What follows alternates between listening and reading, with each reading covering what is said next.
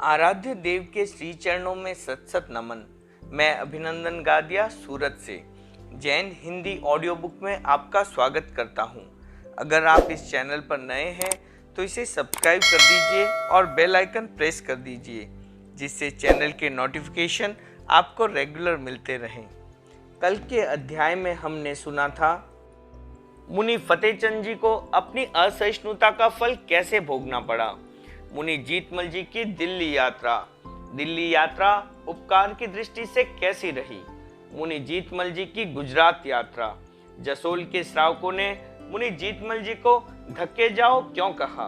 मुनि जीतमल जी की युवाचार्य पद पर अप्रकट नियुक्ति कब हुई थी। जब मुनि जीतमल जी ने नियुक्ति पत्र पढ़ा तो उनकी क्या स्थिति थी। मुनि जीतमल जी का नाम की घोषणा कहाँ हुई। तपस्वी गुलाब जी ने जो बखेड़ा खड़ा किया उसे युवाचार्य जीतमल जी ने कैसे समाप्त किया। बहुत ही रोचक प्रसंग। अब आगे तेरापन का इतिहास। शासन गौरव मुनि बुद्धमल जी। प्रकाशक जैन श्वेतांबर तेरापंथी महासभा। पंचम परिच्छेद श्री जयाचार्य। संकेत भी आज्ञा। युवाचार्य जय प्रारंभ से ही अत्यंत विनीत और आज्ञाकारी थे। पद प्राप्ति के पश्चात तो वे इस विषय में अत्यधिक सावधान रहने लगे। गुरु के सामान्य से संकेत को भी वे उनकी आज्ञा जितना ही महत्व दिया करते थे। संवत 1897 की घटना है। आमेट में चातुर्मास करने के लिए जिस सिंघाड़े की नियुक्ति की गई थी वह कारणवश अन्यत्र अटक गया।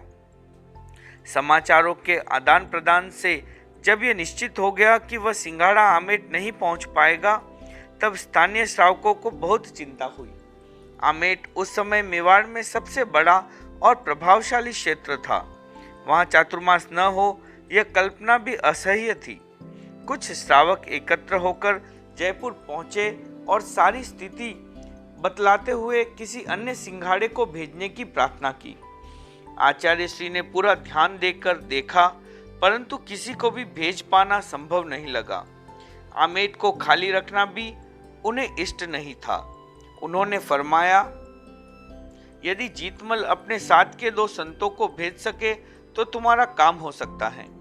युवाचार्य श्री उस समय मेवाड़ में ही थे।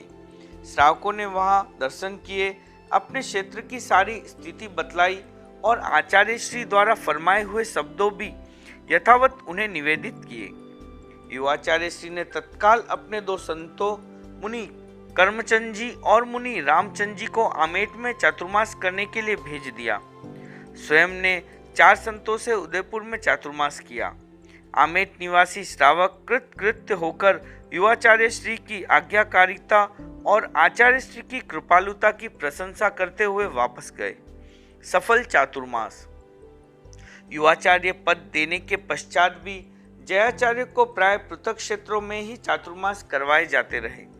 ऋषि राय का विचार था कि ऐसा करने से 2 क्षेत्रों में धार्मिक जागृति होती है। वास्तविकता भी यही थी। युवाचार्य श्री जहाँ जहाँ पधारते वहाँ धार्मिक चर्चाओं तथा जनसंपर्क की बाढ़ आ जाती। उनके तर्क संगत उत्तर जनमानस को बहुत प्रभावित करते। संवत 1906 में युवाचार्य श्री का चातुर्मास बीकानेर करवाया गया। वे अग्रणी अवस्था में भी बीकानेर में 2 चातुर्मास कर चुके थे। उन्हीं के प्रभाव से वह क्षेत्र बना था। अब युवाचार्य अवस्था में जब वे वहां पधारे तो लोगों में अपार उत्साह भर गया। उनका नाम सुनकर अनेक नए व्यक्ति संपर्क में आने लगे। उस चातुर्मास में अनेक परिवार तेरापंथी बने। उनमें मदन चंद जी राखेचा तथा उनके छोटे भाई फकीर चंद जी का परिवार प्रमुख था। दोनों ही भाई धनी तथा राजमान्य थे। धार्मिक क्षेत्र में भी वे कुछ ही दिनों में इतने पक्के हो गए कि स्थानीय श्रावकों में प्रमुख गिने जाने लगे।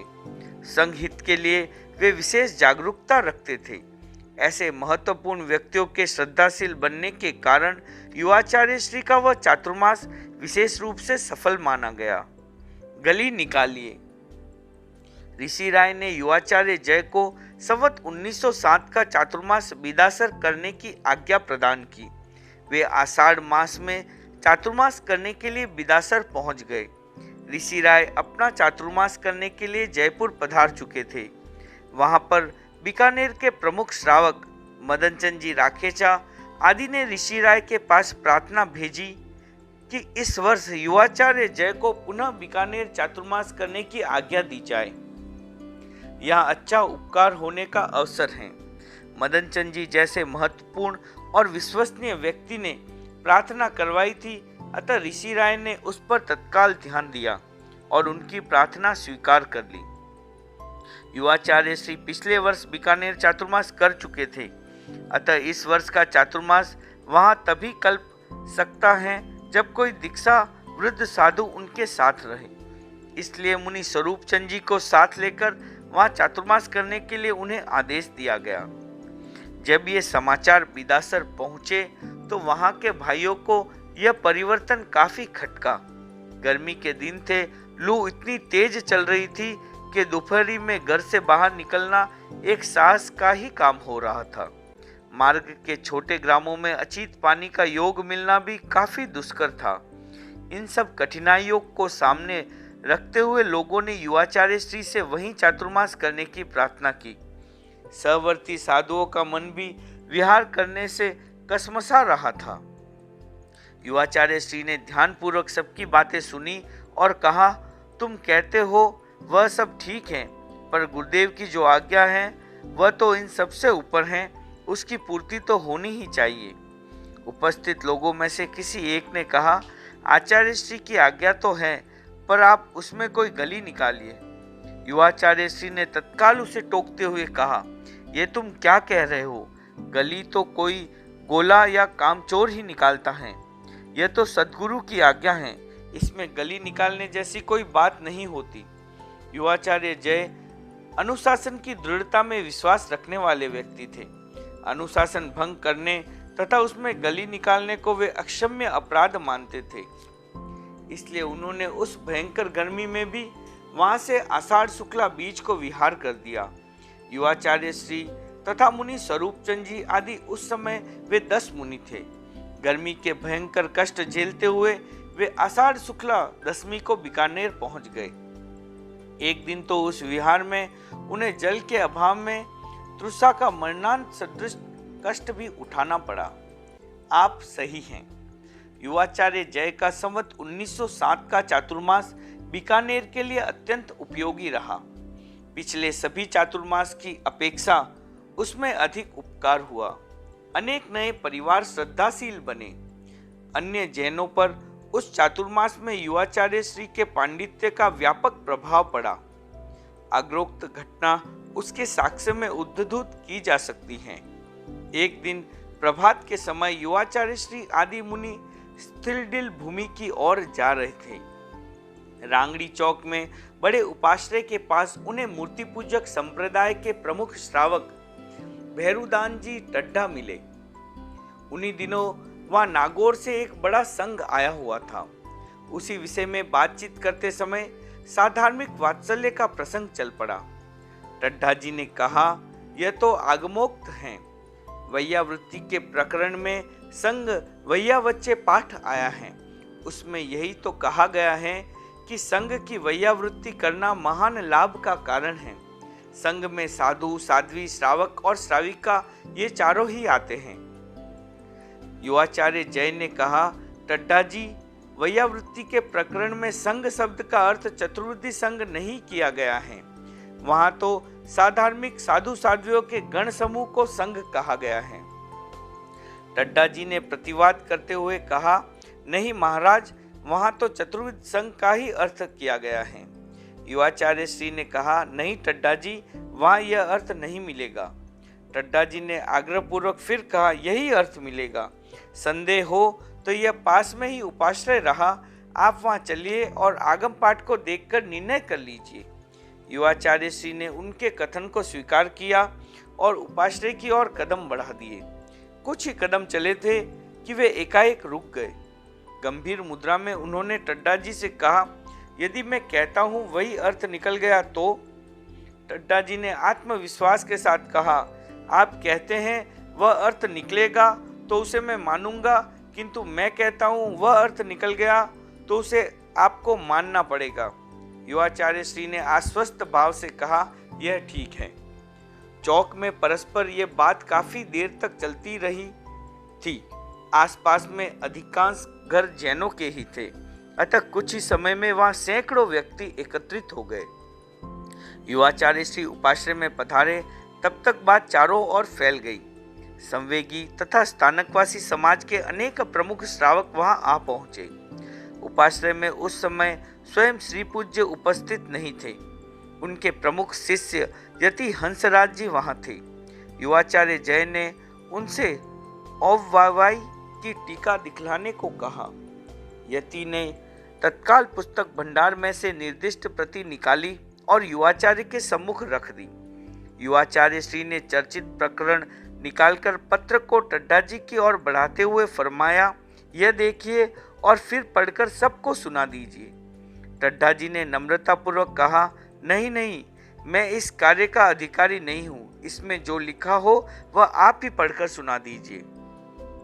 युवाचार्य श्री ने तब उच्च स्वर में सूत्र पाठ तथा उसका अर्थ पढ़कर उपस्थित लोगों को सुनाया और यति हंसराज जी से पूछा, क्यों यति जी, प्रति में जो लिखा गया है वही इस पाठ का ठीक अर्थ है ना? यति जी ने स्वीकृति सूचक सिर हिलाते हुए कहा, हाँ, यह बिल्कुल सही अर्थ है। युवाचार्य श्री ने तब टड्डा जी की ओर उन्मुख होते हुए फरमाया, क्यों टड्डा जी, अब तो आपको यह अर्थ मान्य होगा।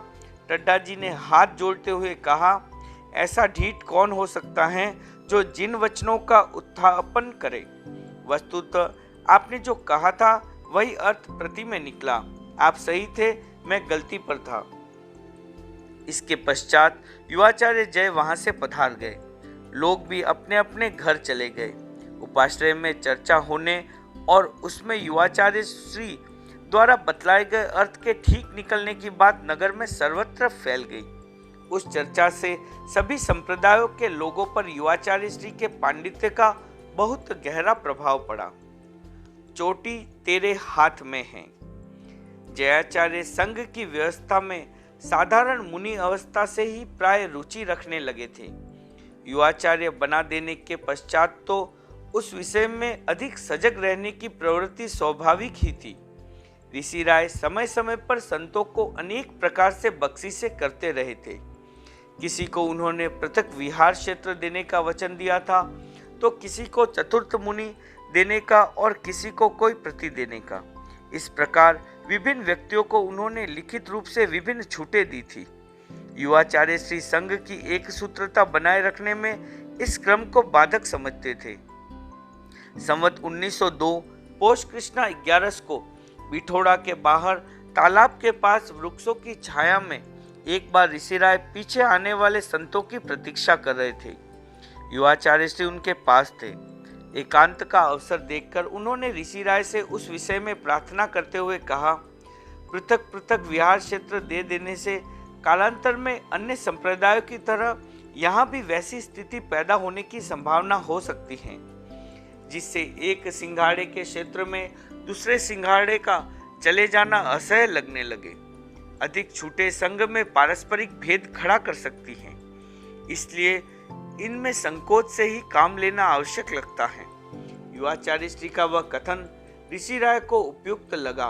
उन्होंने संक्षिप्त सा उत्तर देते हुए कहा, छूटे तो मैं दे चुका हूँ, परंतु किसी क्षेत्र या व्यक्ति का मैंने नाम नहीं खोला है, अतः चोटी तो तेरे हाथ में ही रहेगी। जब जैसा अवसर देखे वैसे ही कार्य सलटा लेना। नागौर पट्टी। ऋषि राय के द्वारा दी गई छूटों ने जयाचार्य के पदारूढ़ होते ही अपना रंग दिखाना प्रारंभ कर दिया, परंतु चोटी तेरे हाथ में है ऋषि राय के उक्त वाक्य को आधार बनाकर जयाचार्य ने उस समस्या का हल सहज ही निकाल लिया। एक बार मुनि छौक जी जयाचार्य के पास आए और ऋषि राय द्वारा प्रदत्त वचन का लिखित पत्र दिखाते हुए अपने लिए स्वतंत्र विहार क्षेत्र प्रदान करने की मांग करने लगे।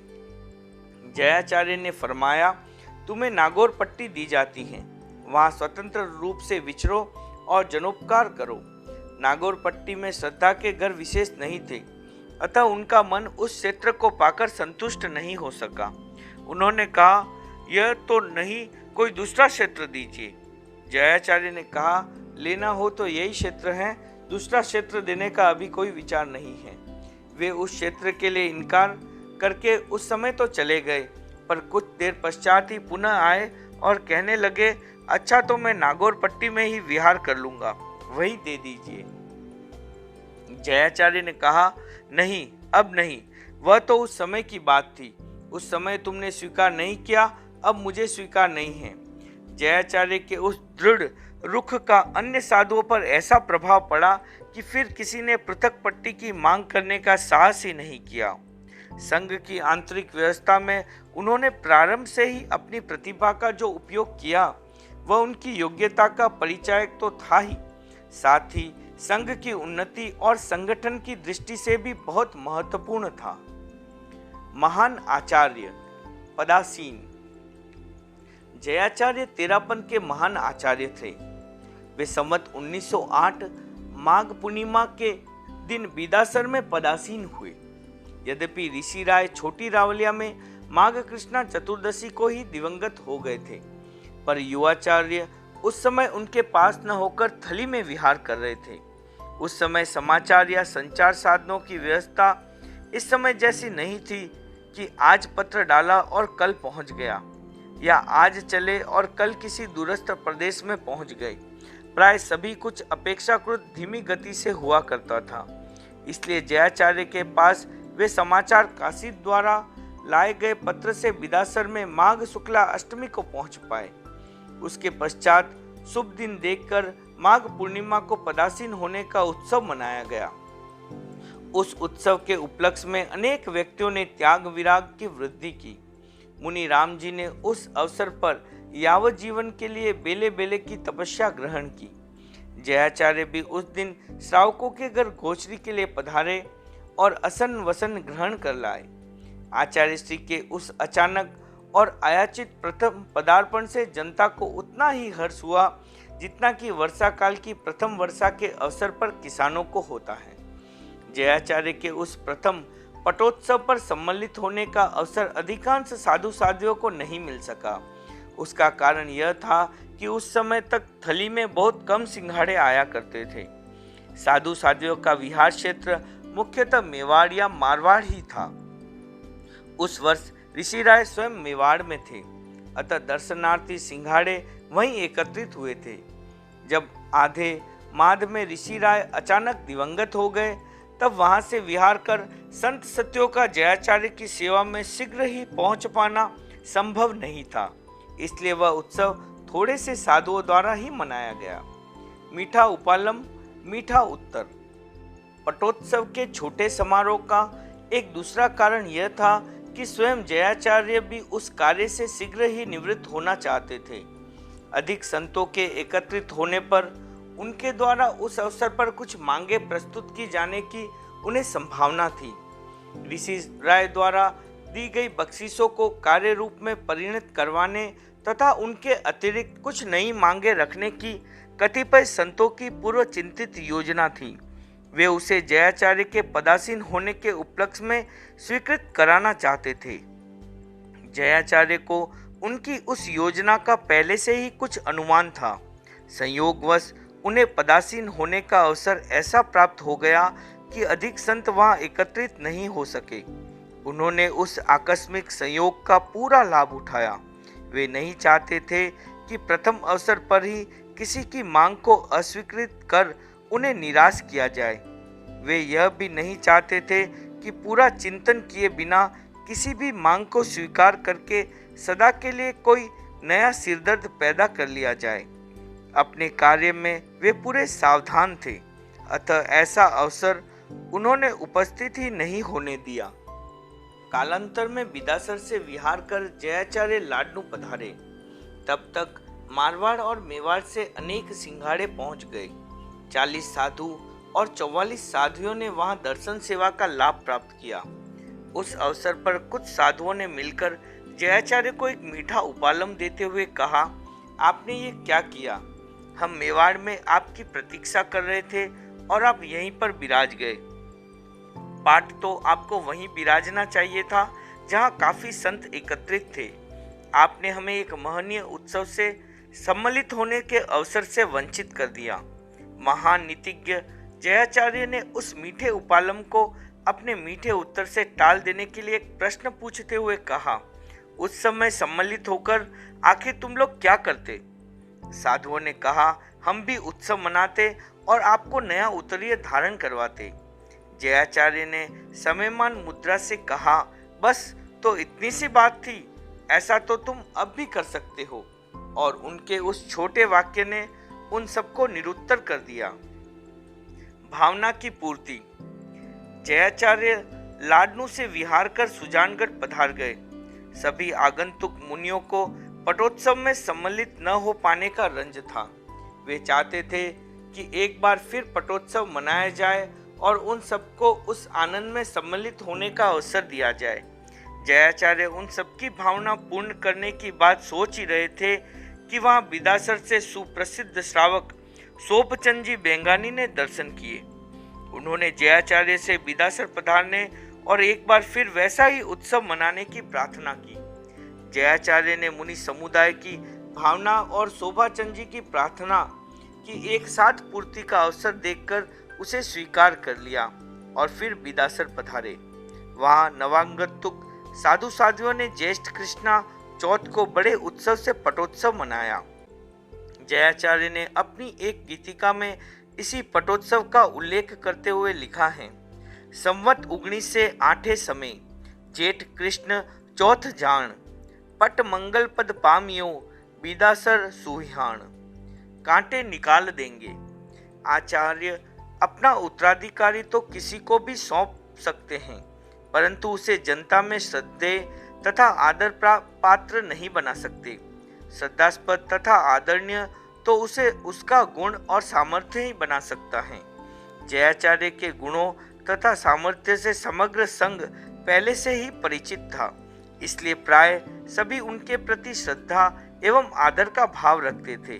फिर भी संघ में ऐसे अनेक व्यक्ति थे जो उनके वर्चस्व से प्रसन्न नहीं थे। उनमें एक साध्वी चतुर्जी भी थी।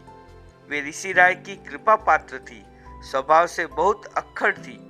जनता पर उनका प्रभाव अच्छा था। उस समय के साध्वियों के सिंघाड़ों में उनका दीप्ता सिंघाड़ा गिना जाता था। जयाचार्य ने आचार्य पद संभाला तब वे स्वतः ही सावधान हो गई।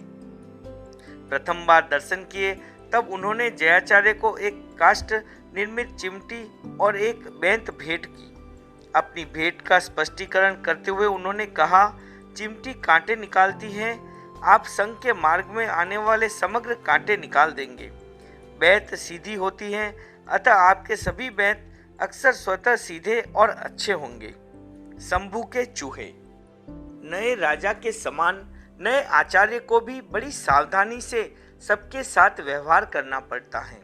पहले पहल उसके प्रति सबके मन में श्रद्धा से कहीं अधिक आशंका रहती है। आचार्य यदि सबको संभालकर अपने प्रभाव में ले लेते हैं तब तो ठीक कार्य चलने लगता है, अन्यथा गड़बड़ एवं बिखराव होने लग जाता है। जयाचार्य ने आचार्य पद प्राप्त होते ही सारी स्थितियों पर अपनी पकड़ सुदृढ़ कर ली। अक्खड़ कहे जाने वाले व्यक्ति भी उनके सम्मुख सीधे और अनुशासित हो गए। एक बार मालव के तत्कालीन सुप्रसिद्ध श्रावक ऋषभदास जी मोदी जयाचार्य की सेवा में बैठे थे। वे अत्यंत विश्वसनीय तथा अंतरंग परिषद के श्रावक कहलाते थे। बातचीत के क्रम में उन्होंने जयाचार्य से संतों के व्यवहार के विषय में पूछ लिया। जयाचार्य ने कहा, सब ठीक चल रहा है। गड़बड़ की आशंकाएं थी अवश्य, परंतु वे निर्मूल ही सिद्ध हुई। ऋषभदास जी ने कहा, मुनिजनों का ठीक चलना ही अच्छा है, अन्यथा उन्हीं के लिए बुरा होता है। उन्होंने एक उदाहरण देते हुए कहा, एक जागीरदार के शंभू नाम का नौकर था। जागीरदार वृद्ध थे। सेवा करते करते नौकर उनके मुंह लग गया। अन्य किसी को तो वह कुछ गिनता ही नहीं था, परंतु जागीरदार को भी कभी कभी अपमानित कर देता था। सेवा के लालच में जागीरदार उसकी सभी जातियां सहते गए। जागीरदार कभी अपने आभूषण, रुपए, मोहर आदि सुनिश्चित स्थान पर सुरक्षित रख देने के लिए देते तो वह उनमें से भी अवसर देकर कुछ को पार कर लेता। वापस मंगाने पर कह देता उस कमरे में चूहे और कॉल बहुत आते हैं, अब कैसे पता लगे कि वे आभूषण आदि को किस बिल में ले गए। इस प्रकार कभी कट्ठा तो कभी रुपया और मोहर आदि पार होती रही। जागीरदार उसकी चालाकी को समझ तो गए, परंतु उसकी सेवा को छोड़ नहीं सकते थे, अतः मौन रहने को विवश थे। एक बार जागीरदार बहुत रुग्ण हो गए, बचने की आशा क्षीण हो गई। पास में बैठे उदास शंभू ने अपने लिए कुछ अंतिम शिक्षा देने के लिए कहा तो वे ठहर ठहर कर बोले, शंभूड़ा, मैं तो अब जा रहा हूँ, पीछे से मेरा बेटा पदम सिंह जागीर संभालेगा। उसका स्वभाव कुछ भिन्न है। अब तू अपने सभी कोलों और चूहों को समझा लेना, अन्यथा वह छट्टी का खाया हुआ भी निकलवा लेगा। शंभू चतुर व्यक्ति था। स्वामी के बदलते ही उसने स्वयं को बदल दिया। अपने कथन का उपसंहार करते हुए ऋषभदास जी ने कहा, आपके प्रभाव तथा तेज को देखकर सभी संत मन ही मन समझ गए और उन्होंने स्वयं को बदल लिया, तो यह बहुत प्रसन्नता की बात है। भक्ति से बंधे। जयाचार्य का प्रथम चातुर्मास प्राप्त करने के लिए थली के अनेक क्षेत्रों ने आग्रह भरी प्रार्थना की, परंतु उन्होंने किसी की भी प्रार्थना स्वीकार नहीं की और विभिन्न क्षेत्रों में विहार करते हुए जयपुर पधार गए। वहां से उनका कोई संस्कारगत ही संबंध रहा प्रतीत होता है। जयपुर के भैरूलाल जी सिंगड़ जयाचार्य के समवयस्क थे। आचार्य भारमल जी के युग में जब जय दीक्षार्थी थे तब उन्हीं के मकान में ठहरे थे। शायद तभी से उनका उनसे परिचय हो गया था। समवयस्कता के कारण वही परिचय कालांतर में प्रगाढ़ हो गया। जयाचार्य ने आचार्य बनने से पूर्व 5 चातुर्मास जयपुर में किए। उनमें एक मुनि हेमराज जी के साथ एक अग्रणी अवस्था में और 3 युवाचार्य अवस्था में किए। कहा जाता है कि युवाचार्य अवस्था के अंतिम संवत 1904 के चातुर्मास में लाला भैरूलाल जी ने उनसे आग्रह भरी प्रार्थना की थी कि आचार्य बनने के पश्चात प्रथम चातुर्मास वे जयपुर को प्रदान करें। यद्यपि ऐसे किसी भी आग्रह पर वचनबद्ध हो जाना संभव नहीं होता, फिर भी भक्त की भावना मन पर अपना एक प्रभाव अवश्य छोड़ती है। भक्त सदा ही भगवान के आदेश में बंधे रहते हैं, पर कभी कभी भगवान को भी भक्त की भावना में बंध जाना पड़ता है। अवश्य ही लाला जी की भक्ति ने जयाचार्य को उस समय बांधा और वे सहर्ष बंध गए। उसी आधार पर संवत 1909 का अपना प्रथम चातुर्मास उन्होंने जयपुर में किया। कौर छिन गया। जयपुर चातुर्मास के पश्चात जयाचार्य जोबनेर पधारे। वहां 1 महीना ठहरकर किशनगढ़ पधार गए। वहां भी 1 महीना ठहरे। वहां से शायद वे थली की ओर पधारते, परंतु उज्जैनी के मोतीचंद जी कांकरिया आदि दर्शनार्थ आए हुए भाइयों ने मालव पधारने की भक्तिपूर्ण प्रार्थना करते हुए कहा, आप धर्म क्षेत्र के चक्रवर्ती हैं, आपको चक्रवर्ती की तरह ही सब देशों को साधना चाहिए। नए आचार्य के दर्शनों की प्यास सभी को है, परंतु दूर देश के लोगों का यहाँ तक पहुँच पाना न बहुत सरल है और न सबके सामर्थ्य का, अतः आप ही दर्शन देने की कृपा करें। उनकी प्रार्थना पर जयाचार्य का मन मालव भूमि की ओर विहार करने का हो गया। उन्होंने कहा तो कुछ नहीं, परंतु उसी मनोभावना से सीधे मार्ग से विहार करते हुए वे बनेड़ा और भिलवाड़ा होकर पूर्व पधार गए।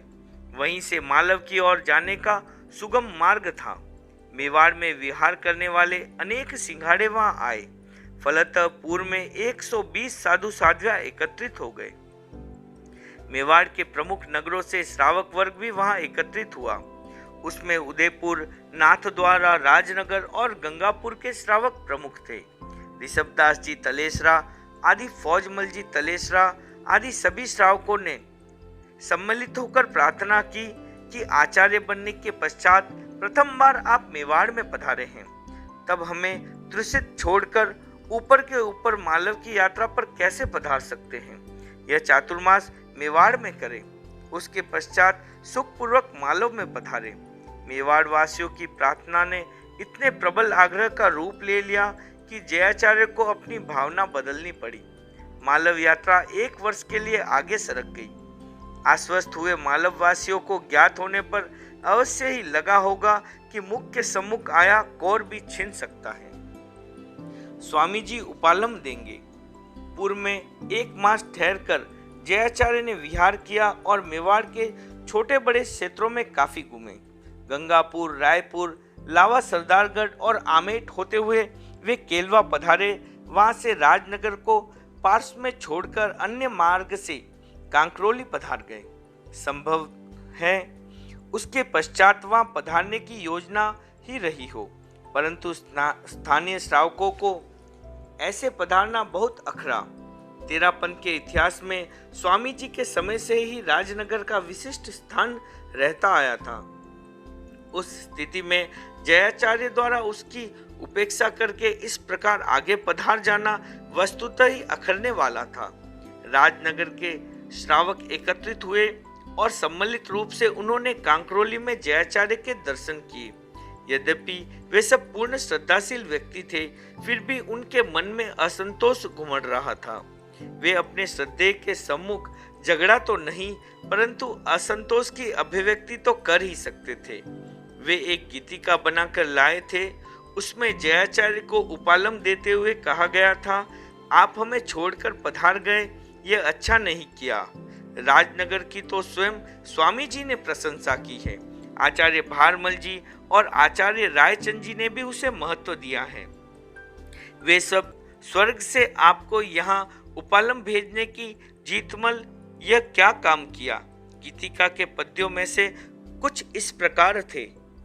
राजनगर किम टालियो जी, कांकरोली रे काम, आप टाली ने निकलिया जी, पिण मारो वेली छे राम।